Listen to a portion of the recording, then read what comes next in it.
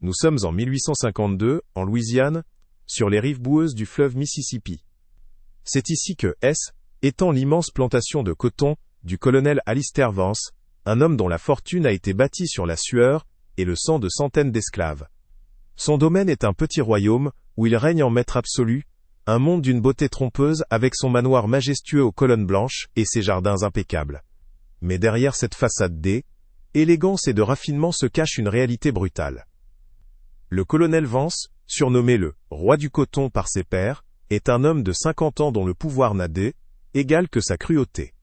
Il contrôle tout et tout le monde avec une main de fer, et sa réputation est la chose la plus importante à ses yeux. Dans cette société sudiste où l'honneur est une façade, Alistair Vance est le parfait exemple de l'aristocrate, dont la richesse et le statut social lui donnent le droit de vie et de mort sur ce qu'il considère comme sa propriété, y compris sa propre famille. Un soir, lors d'un somptueux banquet organisé pour l'élite créole de la Nouvelle-Orléans, le colonel Vance décide de faire une démonstration de son pouvoir de la manière la plus humiliante qui soit. Ivre de vin et d'arrogance, il se lève devant ses invités, un sourire méprisant aux lèvres. Il porte un toast, non pas à la santé de ses convives, mais à sa propre réussite. Puis, son regard se pose sur sa femme, Éléonore, une femme de 32 ans, éduquée et digne, assise en silence à l'autre bout de la table. D'une voix forte pour que toute la salle l'entende, il la désigne et lance une plaisanterie cruelle sur son poids, la qualifiant de « ma plus plantureuse acquisition ». Un silence glacial s'installe pendant une seconde, rapidement brisé par les rires forcés et complices des invités. Éléonore, le visage impassible mais le cœur en miettes, est contrainte de subir cette humiliation publique sans dire un mot, prisonnière de son rôle d'épouse soumise et décorative. Au milieu de cette vague de moqueries, un bruit métallique strident retentit. Isaac, un jeune esclave de 28 ans qui servait à table, a laissé tomber un plateau d'argenterie, surpris et choqué par la cruauté de la scène. Pour le colonel Alistair Vance, cet accident n'est pas une simple maladresse. Il y voit un acte de défi, une marque de pitié inacceptable envers sa femme, ce qui constitue une remise en question directe de son autorité. Son visage se durcit, et la fausse jovialité disparaît pour laisser place à une fureur froide et calculatrice. Pour réaffirmer sa domination et faire un exemple, il ordonne d'une voix calme et tranchante qu'Isaac soit fouetté publiquement le lendemain matin, sur la place principale du domaine. Le message est clair pour tous, esclaves comme invités. Personne, absolument personne, ne défie le roi du coton sans en payer le prix fort. La soirée reprend son cours, mais la violence de l'ordre a jeté un froid sur l'assemblée. Si cette histoire vous a déjà captivé, n'oubliez pas de vous abonner à la chaîne, de laisser un like, et de nous dire ce que vous en pensez dans les commentaires. Votre soutien nous permet de continuer à raconter ces récits puissants. Le lendemain matin, une chape de plomb s'abattit sur la plantation Vance. Le soleil de Louisiane, habituellement si généreux, semblait aujourd'hui froid et distant. Sur la place principale, entre le grand manoir et les rangées de cabanes d'esclaves, on avait dressé un poteau de flagellation. Le contremaître, un homme au visage dur nommé Calloway, vérifiait la solidité des cordes avec une efficacité glaçante. Le colonel Alistair Vance avait ordonné que tous les esclaves, des plus jeunes aux plus âgés, assistent à la punition. Était une leçon, disait-il, une démonstration de ce qu'il en coûtait, de manquer de respect à son autorité. Depuis la fenêtre de sa chambre, Éléonore observait la scène, le cœur battant à tout rompre. Elle se sentait prisonnière, non seulement de son mariage, mais aussi de sa propre impuissance. La culpabilité la rongeait. L'humiliation qu'elle avait subie la veille au soir, lui paraissait désormais insignifiante, face à la brutalité qui allait s'abattre sur un homme innocent, un homme qui n'avait commis d'autre crime que celui d'avoir eu un sursaut d'humanité. Isaac fut traîné jusqu'au centre de la place, les mains liées dans le dos. Il marchait la tête haute, ses yeux fixés droit devant lui, refusant de montrer la moindre once de peur. Cette dignité silencieuse était une insulte encore plus grande pour le colonel Vance, qui se tenait sur le porche de sa demeure, un verre de brandy à la main. Il voulait voir la peur. Il voulait entendre des supplications, mais Isaac ne lui offrait que son mépris silencieux. Le colonel fit un bref discours, sa voix portant loin dans le silence pesant. Il parla d'ordre, de discipline, et de la place que chacun devait occuper dans le monde qu'il avait bâti. Il expliqua que ce n'était pas la chute d'un plateau qu'il punissait, mais l'arrogance d'un esclave, qui avait osé plaindre la maîtresse de maison, comme s'il se considérait son égal. Chaque mot était une nouvelle lame plantée dans le cœur d'Éléonore, qui comprenait que cette punition était autant pour elle que pour Isaac. un rappel brutal de sa propre condition. Sur un signe du colonel, le contremaître Calloway fit claquer son fouet dans l'air. Le premier coup s'abattit sur le dos d'Isaac, avec un bruit, sourd et sinistre, qui fit tressaillir l'assemblée silencieuse. Isaac serra les dents, son corps se raidit, mais aucun cri ne franchit ses lèvres. Les coups se succédèrent, réguliers et impitoyables, chacun laissant une nouvelle marque sanglante sur sa peau. Éléonore détourna le regard, incapable de supporter le spectacle. Elle porta les mains à ses oreilles. Mais le son du fouet et les halètements de douleur d'Isaac parvenaient jusqu'à elle, gravant cette scène d'horreur dans sa mémoire pour toujours. Autour de la place, les autres esclaves regardaient, leurs visages impassibles dissimulant un mélange de peur, de haine et de pitié. Ils savaient que la véritable cible de cette violence haine n'était pas seulement Isaac, mais leur propre espoir, leur propre humanité. La cruauté du colonel Vance était une cage, et ce matin-là, il s'assurait que tout le monde en sente bien les barreaux. Raconter ces histoires est essentiel, et si vous êtes aussi touché que nous, pensez à vous abonner et à laisser un commentaire pour nous dire ce que vous ressentez. Cette nuit-là, alors que la plantation était plongée dans un silence de mort, Éléonore ne trouva pas le sommeil. L'image du dos lacéré d'Isaac et le son de sa propre lâcheté la hantaient. Une décision finit par germer dans son esprit, une décision dangereuse, qui allait à l'encontre de toutes les règles et de toutes les conventions de son monde. Elle se leva, enfila une robe sombre et simple, et se glissa hors de sa chambre. Avec une prudence infinie, elle quitta le grand manoir par une porte dérobée, emportant avec elle une petite caisse, contenant des onguents, des bandages propres, et une fiole de laudanum, volée dans l'armoire à pharmacie de son mari. Elle se dirigea vers les quartiers des esclaves, un territoire qui lui était formellement interdit, surtout à une heure aussi tardive. Chaque craquement de brindilles sous ses pieds, chaque ululement de chouette dans la nuit, la faisait sursauter. Elle était plus la grande dame de la plantation, mais une ombre fugitive mue par un sentiment de justice et une culpabilité insoutenable. Elle trouva la cabane d'Isaac, une petite structure de bois à peine éclairée par la lueur de la lune. Elle frappa doucement à la porte. Après un long silence, la porte s'entr'ouvrit, et le visage fatigué d'Isaac apparut dans l'obscurité. La surprise et la méfiance se lisaient dans ses yeux. Que pouvait bien lui vouloir la femme du maître, la cause même de sa souffrance? Sans un mot, Éléonore lui montra ce qu'elle avait apporté. Il hésita un instant, puis écarta pour la laisser entrer. À l'intérieur, l'air était lourd et l'espace exigu. Isaac était torse nu, et dans la pénombre, elle vit l'aile, étendue des dégâts. Avec des gestes lents et précautionneux, elle commença à nettoyer ses plaies. Aucun d'eux ne parla. Les mots étaient inutiles. Dans le silence de cette cabane misérable, un acte de compassion secret venait de sceller une alliance improbable. Était un premier pas, fragile et dangereux, sur un chemin que ni l'un ni l'autre ne pouvaient encore imaginer, un chemin qui les mènerait loin de la tyrannie du colonel Alistair Vance. Le lien fragile tissé dans le secret de la cabane d'Isaac se renforça au fil des nuits suivantes. Poussée par une culpabilité tenace et un sentiment de révolte grandissant, Éléonore retournait le voir, bravant les dangers de la plantation endormie. Chaque visite était un risque immense, une trahison aux yeux du monde dans lequel elle vivait, mais elle ne pouvait s'en empêcher. Elle lui apportait non seulement des onguents pour ses blessures qui commençaient à cicatriser, mais aussi des restes de nourriture subtilisés dans les cuisines du manoir. Plus important encore, ils se mirent à parler.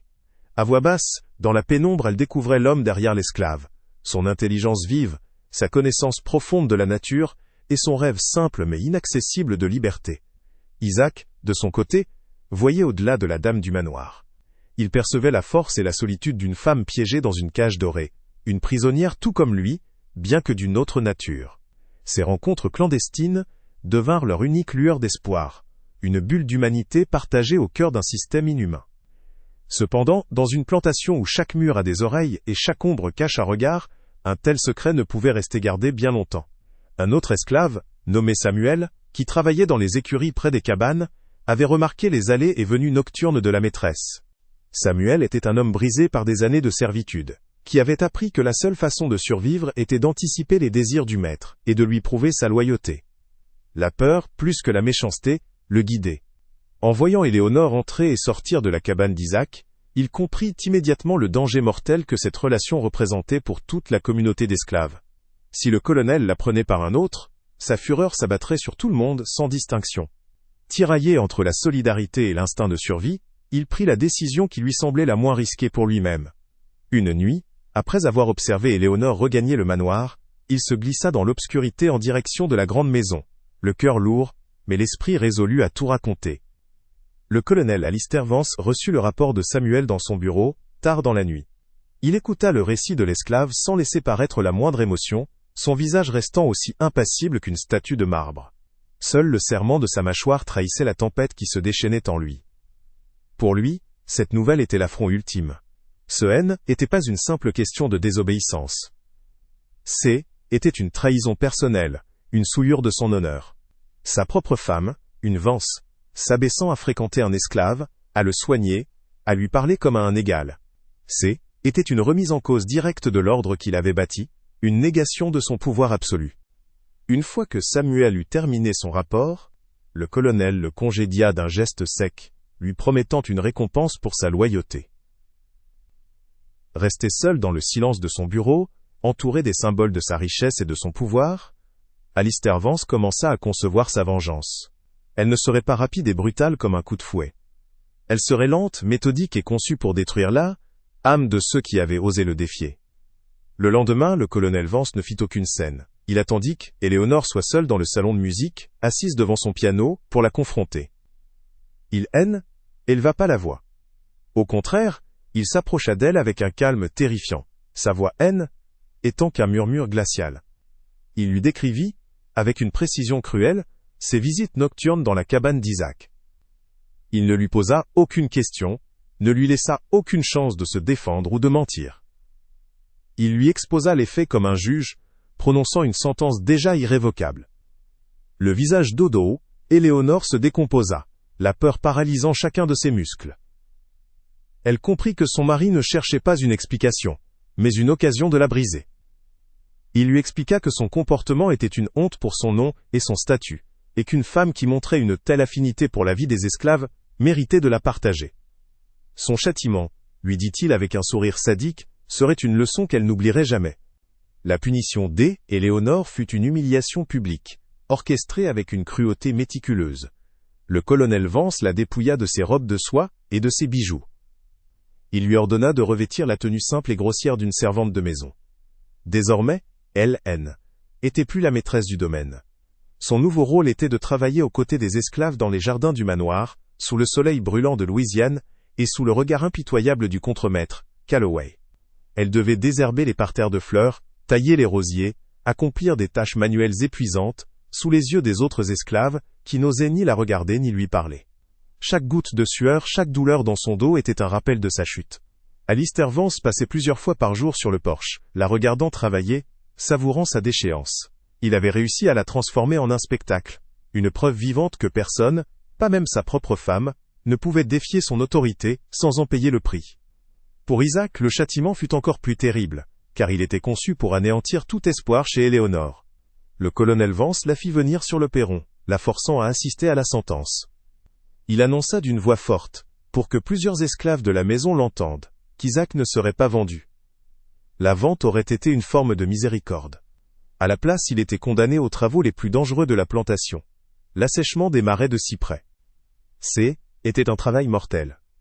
Les hommes envoyés là-bas succombaient rapidement à la maladie, aux morsures de serpents ou à l'aile, épuisement pur et simple, travaillant avec de l'eau jusqu'à la taille dans une chaleur étouffante. Était une condamnation à mort lente et certaine. Le colonel regarda Éléonore droit dans les yeux en prononçant ces mots, s'assurant qu'elle comprenne bien qu'elle était la seule responsable de la mort à venir de cet homme.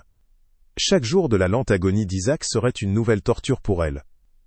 Éléonore regarda, impuissante, le contremaître Calloway et deux autres hommes enchaîner Isaac et l'emmener en direction des marais lointains. Leurs regards se croisèrent une dernière fois. Dans les yeux d'Isaac, il n'y avait pas de haine, seulement une profonde tristesse et une résignation silencieuse. Éléonore, elle, se sentait complètement anéantie. Son acte de compassion était transformé en une catastrophe. Elle avait non seulement échoué à aider Isaac, mais elle l'avait condamné à une mort certaine, et s'était retrouvée elle-même déchue, humiliée et piégée. Le monde qu'elle connaissait était effondré. Le colonel Vance avait gagné. Il avait brisé son esprit, détruit son allié, et réaffirmer son pouvoir de la manière la plus absolue qui soit. Alors que le soleil tapait sur sa nuque et que la silhouette d'Isaac disparaissait à l'horizon, Éléonore sentit pour la première fois le poids écrasant du désespoir. Il n'y avait plus d'issue, plus d'espoir. Elle était seule, dans sa prison à ciel ouvert. Les premiers jours de sa punition furent un enfer pour Éléonore. Le soleil de Louisiane, qu'elle observait autrefois depuis l'ombre fraîche de la véranda, lui brûlait maintenant la peau et la nuque sans pitié. Ses mains, habituées à la douceur de l'ivoire des touches de piano, devinrent rapidement calleuses et douloureuses à force d'arracher les mauvaises herbes et de tailler les rosiers épineux. Chaque muscle de son corps criait de douleur. Le soir, elle s'effondrait sur le lit simple de sa nouvelle chambre, une petite pièce autrefois réservée à une servante, trop épuisée pour pleurer. Le colonel Vance la regardait souvent depuis son bureau, un sourire satisfait aux lèvres, savourant sa victoire. Il croyait l'avoir brisée, l'avoir réduite à une coquille vide. Mais dans cette souffrance physique, quelque chose d'inattendu se produisait. La fragilité, Éléonore se transformait lentement en une dureté qu'elle ne se connaissait pas. Son esprit, au lieu de ceindre, commençait à s'aiguiser. Au début, les autres esclaves la traitaient avec une méfiance glaciale. Ils la voyaient comme la cause directe du sort terrible d'Isaac, et comme une présence dangereuse. Lui parler, ou même la regarder, pouvait attirer la colère du maître. Il l'ignorait, travaillant autour d'elle comme si elle était invisible. Éléonore ne chercha pas à forcer le contact. Elle comprenait leur peur, car elle la ressentait elle-même. Elle se contenta de travailler en silence, la tête baissée, endurant la même chaleur et la même fatigue qu'eux. Progressivement, leur perception commença à changer. Ils la voyaient trébucher, se relever, et continuer sans jamais se plaindre. Un jour, une vieille femme nommée Hattie, la cuisinière du manoir qui avait vu naître et mourir plusieurs générations sur cette plantation, lui tendit discrètement une gourde d'eau fraîche, alors que le contremaître Calloway avait le dos tourné. Ce simple geste, un acte de pure humanité, fut la première fissure dans le mur de solitude qui l'entourait. Éléonore se mit à apprendre. Pas les leçons de littérature ou de musique de son passé, mais les leçons essentielles à la survie. Elle apprit à distinguer les plantes médicinales des herbes vénéneuses qui poussaient dans les jardins. Elle apprit à lire le ciel pour prédire la pluie, et à comprendre les rythmes de la plantation, les heures de surveillance des contremaîtres, les moments de relâchement, les chemins les moins fréquentés. Surtout, elle apprit à écouter. Elle découvrit que les esclaves communiquaient par un langage secret, fait de chansons dont les paroles avaient un double sens, de regards échangés et de silences qui en disaient long. Elle, qui avait toujours vécu dans le monde bruyant et superficiel de l'aristocratie, découvrait la puissance d'un monde souterrain, silencieux et résilient, qui opérait juste sous les yeux de son mari. Était une éducation bien plus précieuse que celle qu'elle avait reçue en Europe. La véritable alliance commença avec Hattie. La vieille cuisinière avait reconnu en Éléonore une force que le colonel, dans son arrogance, ne pouvait pas voir. Un soir, alors que Éléonore nettoyait les outils de jardinage près des cuisines, Hattie s'approcha d'elle. Faisant semblant de jeter des épluchures, elle lui murmura quelques mots qui changèrent tout. Elle lui apprit qu'Isaac était pas mort. Il était vivant. Les marais étaient un enfer, mais Isaac était un homme fort, qui connaissait la nature mieux que personne. Il survivait, se battant chaque jour contre la maladie, et tel épuisement. Cette nouvelle fut comme une flamme ravivée dans le cœur d'Erzad, Éléonore. L'espoir, qu'elle croyait éteint pour toujours, renaissait. Son combat était plus seulement pour sa propre survie. Désormais, elle se battrait pour Isaac. Elle était plus une victime passive, elle devenait une conspiratrice. Cette révélation transforma complètement l'approche d'Éléonore. Sa soumission devint un masque, une performance calculée pour endormir la méfiance de son mari. Elle jouait le rôle de la femme brisée à la perfection, affichant un air abattu et obéissant en sa présence. Mais la nuit, quand le manoir était silencieux, elle devenait une ombre. Elle connaissait chaque recoin de la maison, chaque porte qui grince, chaque cachette possible. Elle commença à s'introduire dans le bureau de son mari. Au début, elle ne cherchait que des cartes de la région, espérant trouver un itinéraire de fuite pour Isaac. Mais en fouillant dans ses tiroirs, elle tomba sur bien plus. Des registres comptables, des lettres et des contrats qui révélaient les activités illégales du colonel. Elle découvrit des preuves de contrebande, de ventes frauduleuses et de dettes cachées. Une nouvelle idée germa alors dans son esprit. S'enfuir ne suffisait pas. Elle allait le détruire. Un réseau de communication secret et fragile se mit en place, avec Hattie comme pivot central. Éléonore écrivait de courts messages sur de minuscules morceaux de papier volés, utilisant un code simple qu'elles avaient convenu. Hattie cachait ces messages dans des pains ou des paniers de nourriture destinés aux esclaves des champs. De là, un jeune garçon agile et discret, le fils de Hattie, se chargeait de faire le lien avec d'autres travailleurs qui s'approchaient parfois des marais. Le message finissait par atteindre Isaac, lui apportant des nouvelles du monde extérieur et lui redonnant la force de tenir. En retour, Isaac faisait passer des informations sur les patrouilles et les chemins sûrs à travers les marais. Cette correspondance clandestine, dangereuse et vitale, renforçait leurs liens par-delà les kilomètres qui les séparaient. Ils étaient devenus des alliés, unis par un même ennemi, et un même désir de liberté. La transformation d'Éléonore était désormais visible pour qui savait regarder. Le travail physique avait sculpté son corps, le rendant plus fort et plus résistant. Sa peau, autrefois pâle et protégée du soleil, était maintenant hâlée. Elle avait perdu l'apparence d'une dame de la haute société pour prendre celle d'une femme du peuple, endurcie par elle. Épreuve. Ce changement extérieur reflétait sa métamorphose intérieure. La peur avait cédé la place à une détermination froide et patiente. Elle avait appris l'art de la dissimulation, une compétence que les esclaves maîtrisaient depuis des générations pour survivre. Pour le colonel Alistair Vance, Hélène était que l'ombre d'elle-même, une épouse déchue et soumise. Il était tellement aveuglé par son propre triomphe qu'il ne voyait pas la menace qui grandissait juste sous son toit. Son arrogance était devenue sa plus grande faiblesse, et le meilleur atout d'Éléonore. Le plan d'Éléonore devenait de plus en plus audacieux. Chaque nuit, où elle parvenait à s'introduire dans le bureau de son mari, elle ne se contentait plus de lire ses documents. Elle se mit à les copier méticuleusement. Avec une patience infinie, elle reproduisait les registres de contrebande, les actes de propriété frauduleux, et les lettres compromettantes. Était un travail long et périlleux. Le moindre bruit pouvait la trahir. Une fois les copies terminées, elle les confiait à Hattie.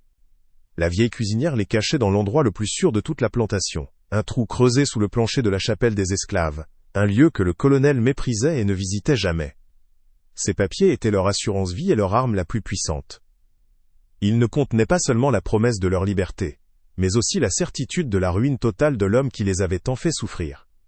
L'alliance silencieuse était élargie. Ce N était plus seulement Éléonore, Isaac et Hattie. D'autres esclaves, témoins de cette résistance discrète et animés par leur propre haine du colonel, commencèrent à apporter leur aide, de manière presque imperceptible. Le palefrenier qui s'occupait des chevaux du colonel, s'assurait que 2 des meilleures montures soient toujours bien nourries et reposées, sans que personne ne sache pourquoi.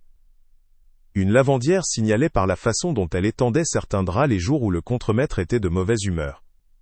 Chaque petit geste était une pièce ajoutée à l'âtre et Vedonia, édifice de leur conspiration. Une toile de résistance invisible était tissée sur toute la plantation, sous le nez du tyran. Le colonel Vance continuait de régner sur son domaine, persuadé de son contrôle absolu, ignorant que les fondations de son royaume étaient sur le point de s'effondrer. Le moment de la simple survie était révolu. L'heure de l'offensive était arrivée. Éléonore, armée de ses connaissances nouvellement acquises sur la flore de Louisiane, commença sa première phase de sabotage. Était une guerre silencieuse, menée avec des feuilles et des racines. Elle identifia une moisissure discrète mais tenace, qui, une fois introduite dans les entrepôts de coton, pouvait en dégrader la qualité de manière significative, le rendant friable et difficile à vendre. Ce n'était pas un dommage immédiat, mais une lente pourriture qui ne serait découverte que bien plus tard, une fois la marchandise arrivée chez les acheteurs de la Nouvelle-Orléans ou d'Europe. Chaque jour, en rentrant des jardins, elle transportait sur ses vêtements ou dans ses poches des spores de ce champignon, les dispersant discrètement dans les balles de coton prêtes à être expédiées. Personne ne la soupçonnerait. Elle était qu'une femme brisée accomplissant ses tâches.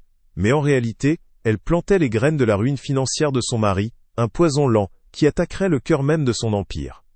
Parallèlement à ce sabotage matériel, Éléonore perfectionna son rôle de victime. Elle jouait sa soumission avec un talent d'actrice consommé. Devant le contremaître Calloway, elle affichait une fatigue et une maladresse qui l'agaçaient au point qu'il cessait de lui prêter attention, la considérant comme une nuisance inoffensive. Devant son mari, elle baissait les yeux, parlait d'une voix faible et tremblante, et semblait avoir perdu toute étincelle de vie. Alistair Vance, dans son arrogance, se délectait de ce spectacle. Il voyait en elle le reflet de son pouvoir absolu, la preuve qu'il pouvait briser n'importe qui. Cette façade de femme anéantie était son meilleur camouflage. Elle lui permettait de se déplacer dans le manoir sans attirer les soupçons, écouter aux portes et de continuer ses expéditions nocturnes dans son bureau. Il était tellement convaincu de sa victoire qu'il était devenu aveugle, incapable de voir que la femme qu'il croyait avoir écrasée était en train de tisser la toile qui allait l'emprisonner. Le plan nécessitait des fonds, la liberté avait un prix, et le chemin vers le nord serait long et coûteux.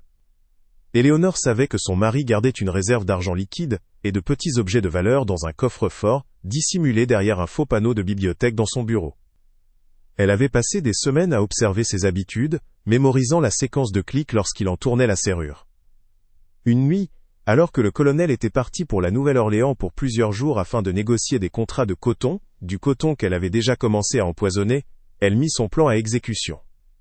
Le cœur battant, elle reproduisit la combinaison. Le coffre s'ouvrit avec un déclic feutré. Elle ne prit pas tout, ce qui aurait été trop suspect. Elle subtilisa quelques liasses de billets et une broche en diamant de sa mère, un objet qu'elle considérait comme son héritage légitime. Elle referma le coffre, ne laissant aucune trace de son passage. Cet argent était le carburant de leur évasion, le premier pas tangible vers une nouvelle vie. La communication avec Isaac devint plus audacieuse et plus précise. Grâce au réseau mis en place par Hattie et son fils, les messages N étaient plus seulement des mots de soutien, mais des instructions détaillées. Éléonore lui faisait passer des cartes rudimentaires de la région, dessinées de mémoire sur des chutes de tissu, indiquant les points de repère, les caches possibles, et les zones où les patrouilles d'esclaves étaient moins fréquentes. De son côté, Isaac, qui survivait dans les marais grâce à son incroyable résilience, envoyait des informations cruciales sur les courants des bayous et les passages secrets que seuls les fuyards connaissaient. Ils fixèrent une date approximative pour leur fuite, coïncidant avec la prochaine nouvelle lune, lorsque l'obscurité serait leur meilleur allié. Chaque message échangé était un risque mortel, mais aussi un fil de plus renforçant leur détermination commune. Ils étaient plus deux individus isolés, mais les deux cerveaux d'une opération clandestine complexe et minutieusement préparée. Le danger se manifesta une nuit où tout faillit basculer. Éléonore se trouvait dans le bureau, en train de finaliser la copie d'un registre particulièrement compromettant, lorsqu'elle entendit des pas lourds dans le couloir. Était le colonel, revenu plus tôt que prévu. La panique la saisit. Elle n'eut que quelques secondes pour éteindre sa bougie, cacher les documents sous le tapis et se glisser derrière les lourds rideaux de velours. Son cœur battait si fort qu'elle craignait qu'il ne l'entende. Alistair entra dans la pièce, reniflant l'air. « Une odeur de cire brûlée !» marmonna-t-il pour lui-même. Il fit quelques pas, s'arrêta près de la fenêtre, juste à côté de la cachette d'Éléonore.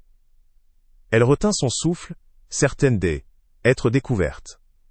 Mais, après ce qui lui parut une éternité, il haussa les épaules, attribuant l'odeur à une servante négligente, et quitta la pièce. Éléonore resta immobile pendant près d'une heure, tremblante, avant d'oser sortir. Cette nuit-là, elle comprit à quel point leur vie ne tenait que à un fil. Alistair Vance, quant à lui, nageait dans un océan d'autosatisfaction. Ses affaires semblaient florissantes, et sa domination sur la plantation était, selon lui, totale. Il se vantait auprès de ses voisins planteurs de la manière dont il avait maté l'esprit rebelle de sa femme, la transformant en un exemple de ce qui arrivait à celles qui oubliaient leur place. « Il n'y a rien qu'un peu de travail manuel et d'humiliation ne puisse guérir, » disait-il en riant, un verre de bourbon à la main. Il voyait Éléonore, sale et silencieuse dans les jardins, et il ressentait une immense fierté. Il avait brisé l'intellectuelle européenne qu'il méprisait tant pour la remodeler à son image, une créature soumise et sans volonté. Il ne voyait pas la force d'acier qui était forgée dans ses yeux, ni l'intelligence stratégique qui opérait derrière son regard vide. Son triomphe l'avait rendu non seulement cruel, mais aussi stupide, et cette stupidité serait sa perte. La nuit de la nouvelle lune approchait. Tous les préparatifs étaient terminés. L'épreuve contre le colonel était en lieu sûr, sous le plancher de la chapelle. L'argent et les bijoux étaient dissimulés dans une petite sacoche prête à être emportée. Le sabotage du coton suivait son cours, invisible et inexorable. Hattie avait préparé un paquet de nourriture séchée et de remèdes. Le palefrenier avait discrètement préparé 2 chevaux rapides et endurants, les laissant dans un enclos éloigné, sous prétexte qu'ils avaient besoin de brouter une herbe spéciale. Isaac, prévenu par un dernier message, se tenait prêt à quitter l'enfer des marais, pour rejoindre un point de rendez-vous convenu au bord de la rivière. La plantation Vance dormait, paisible sous un ciel sans lune, ignorant la tempête qui était sur le point d'éclater. Pour Alistair Vance, était une nuit comme les autres. Pour Éléonore et Isaac, était la dernière nuit de leur esclavage et la première de leur vengeance. Le jeu était sur le point de changer de maître. Les années qui suivirent furent une tempête qui balaya le Sud. La guerre de sécession éclata, emportant avec elle le monde opulent et arrogant des planteurs de coton. La plantation Vance, autrefois un empire, ne fut pas épargnée. Les champs furent brûlés, le manoir pillé, et la fortune bâtie sur des générations de souffrances évapora comme la brume matinale sur le Mississippi. En 1866, la Nouvelle-Orléans était une ville de fantômes et de survivants, essayant de se reconstruire sur les cendres de l'ancien monde. Alistair Vance était l'un de ces fantômes. Ruiné, oublié, était plus le roi du coton, mais simplement un vieil homme aigri, hanté par les souvenirs de sa gloire passée. Il vivait dans une modeste pension, passant ses journées à errer dans les rues, le regard vide, maudissant un monde qui avait osé changer sans sa permission. Son pouvoir, sa réputation, tout ce qui avait défini son existence, était plus que poussière. C'est dans cette ville en pleine mutation qu'un jour, un couple particulièrement élégant descendit d'un bateau à vapeur, en provenance du Nord. L'homme était grand, digne, vêtu d'un costume impeccablement coupé, qui soulignait sa stature impressionnante. La femme à son bras portait une robe de voyage de la plus grande qualité, son visage encadré par un chapeau discret mais raffiné. Il se déplaçait avec une aisance et une confiance qui attiraient les regards. Il n'avait rien de l'arrogance des anciens maîtres, ni de l'amertume des vaincus. Il dégageait une force tranquille, une prospérité évidente mais humble. Leur arrivée ne passa pas inaperçue. Dans une ville où la plupart des gens luttaient pour survivre, ce couple semblait incarner la promesse d'un avenir différent. Un avenir qu'ils avaient manifestement déjà commencé à construire pour eux-mêmes, loin du chaos et de la destruction qui avait ravagé la Louisiane pendant tant d'années. Alistair Vance les aperçut depuis la terrasse d'un café miteux, où il noyait ses regrets dans de l'alcool bon marché. Il vit d'abord leur voiture, un véhicule de qualité tiré par 2 beaux chevaux, bien loin de la charrette qu'il pouvait désormais à peine se permettre. Puis il vit le couple en descendre. Une vague de jalousie et de mépris le submergea. Il détestait ces nouveaux riches que la guerre avait fait prospérer, ces gens sans nom ni histoire qui venaient parader sur les ruines de son monde.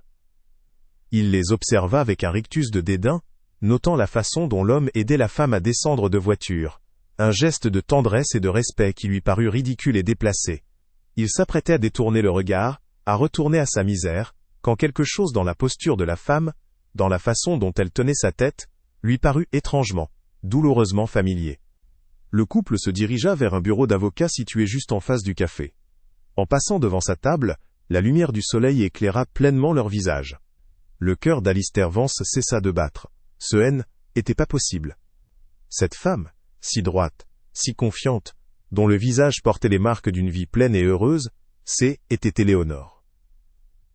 Mais ce était plus la femme brisée et soumise qu'il avait laissée dans les jardins de sa plantation. Était une inconnue radieuse. Et l'homme à ses côtés, cet homme dont le regard calme et perçant le fixait sans ciller, était Isaac. L'esclave qu'il avait fait fouetter, qu'il avait envoyé mourir dans les marais. Le choc fut si violent, qu'Alistair sentit le sol se dérober sous ses pieds. Le passé, qu'il croyait enterré, venait de lui exploser au visage de la manière la plus brutale, et la plus inattendue qui soit.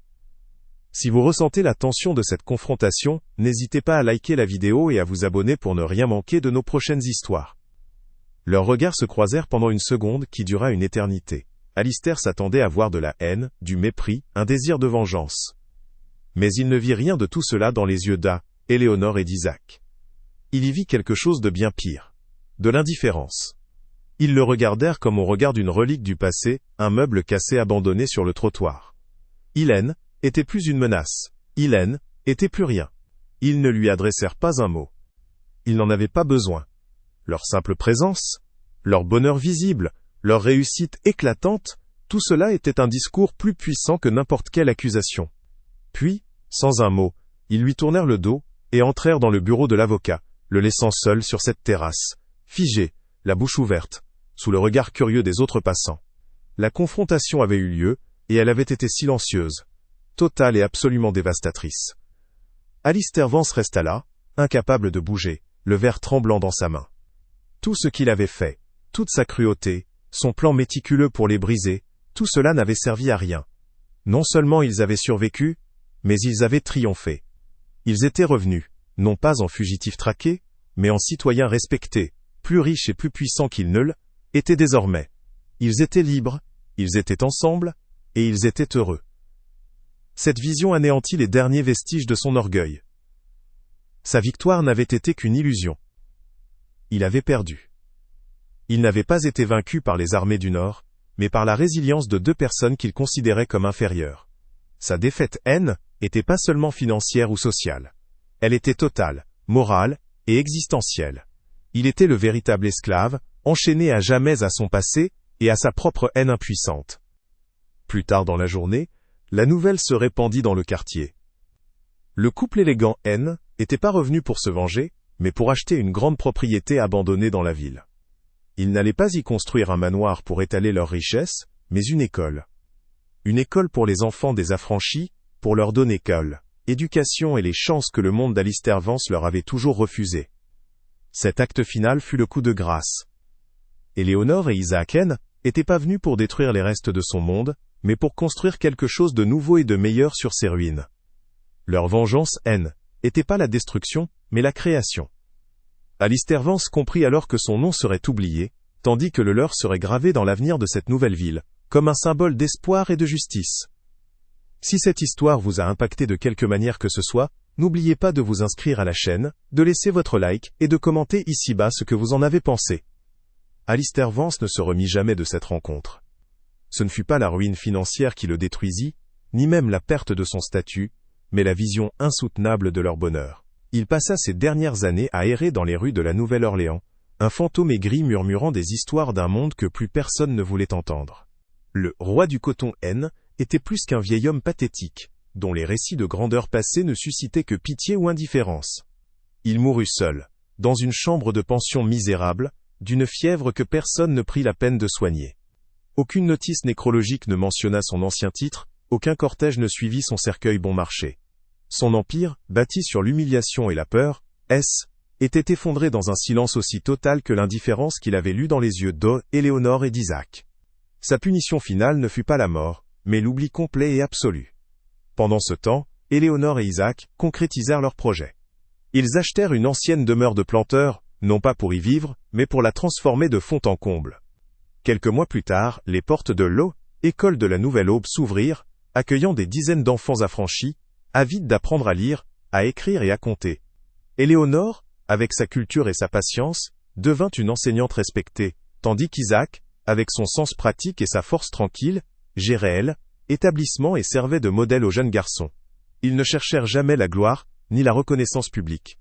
Leur satisfaction se trouvait dans les visages illuminés de leurs élèves, dans le son des rires qui remplaçaient les échos des chaînes. Ils ne bâtissaient pas un nouvel empire, mais une communauté, posant les fondations d'un avenir où la connaissance serait la seule véritable richesse, accessible à tous, sans distinction de couleur ou d'origine. L'histoire d'Éléonore et d'Isaac devint une légende murmurée dans les foyers de la Nouvelle-Orléans. On ne se souvenait plus du colonel Vance comme d'un roi, mais comme d'un tyran aveugle, l'homme qui avait perdu son royaume en sous-estimant la force de ceux qu'il méprisait. La cruelle moquerie, ma plus plantureuse acquisition, fut retournée contre lui. Elle devint le symbole de son erreur monumentale. Il avait cru posséder une chose, mais il avait en réalité tenté d'emprisonner une âme indomptable.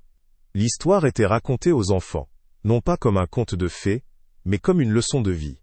Elle enseignait que la vraie valeur ne se trouve pas dans l'or ou les titres, mais dans la dignité, et que même dans la plus profonde obscurité, l'alliance de deux cœurs déterminés peut faire naître la lumière. Leur fuite était plus un simple acte de survie, mais l'acte fondateur d'une nouvelle ère pour leur communauté. Le destin d'Alistair Vance et le triomphe d'Éléonore et Isaac laissèrent une leçon gravée dans la mémoire collective. Ils prouvèrent que la tyrannie, même la plus puissante en apparence, porte en elle les germes de sa propre destruction. Le pouvoir bâti sur la peur et l'humiliation est aussi fragile qu'une maison construite sur du sable, vouée à s'effondrer au premier souffle de la rébellion. La véritable force, la seule qui perdure, ne réside pas dans la capacité à écraser les autres, mais dans le courage de se relever et de construire une vie fondée sur le respect, la compassion et la dignité mutuelle. L'histoire du roi du coton et de l'esclave avec qui sa femme s'est enfuie est le témoignage éternel qu'un empire peut être renversé non par les armes, mais par la simple et inébranlable volonté de deux personnes qui refusent de rester à genoux, choisissant de se tenir debout, ensemble.